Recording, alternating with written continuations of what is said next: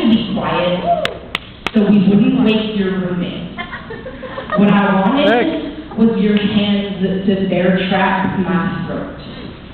You already had me breathless, gasping for your mouth. There were people who said that you were carrying some kind of weapon under those dark jeans, who insisted that the age difference was enough to make you dangerous, but this is not a poem to say I love you. This is not some ode to the beauty of two souls intertwining. This is a poem about the fact that your dick was the best drug I'd ever swallowed. And I know you got nervous. I know you worried that I was young enough to fall in love with the first man who fucked me, but let me set your mind at ease, because I never wanted you to buy me flowers, remember my birthday, or meet my parents. What I wanted was to be pinned to the wall of your shower, our skin soaked and restless, your mouth pulling any idea of shame from my body. What I wanted was to keep caressing that place on your back that I know drove you crazy. What I wanted was to hold your cum under my tongue like a secret. Ooh, oh my God. Don't flatter me.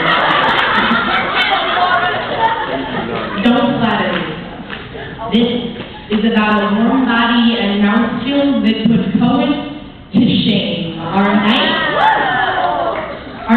I used to wonder how many times I could tell you, I don't normally do this, before it turned to dirt on my tongue and I spewed mud into your throat while we pretended that we were creating things instead of destroying them.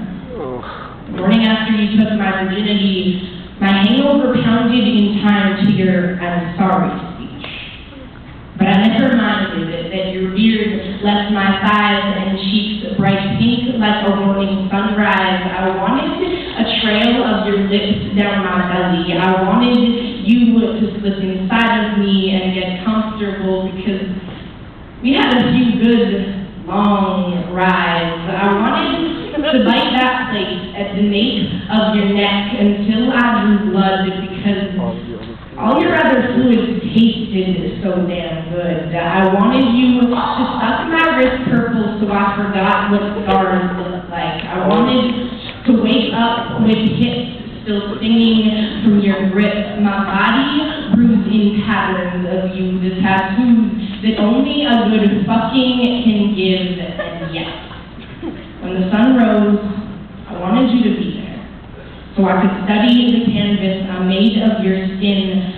I'm not saying it was beautiful, but I'm saying that I wanted to live inside of your pressure points, live the sweat from your sternum, braid my moans into your hair, and really see what our bodies could do. 8 years meant nothing when we were pinned together at the pelvis, when your breathing started to get heavy, and I had my ankles locked behind your back, and I'm sorry. For that time, I kicked your favorite guitar mid-thrust, but do you even know your own body's contortions?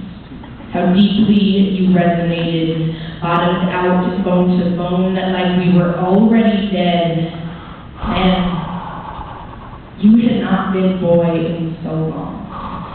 And there were some who said that you made me woman. There are some who said that I was ditch to your grave digger, but I think they were taking us a little too seriously.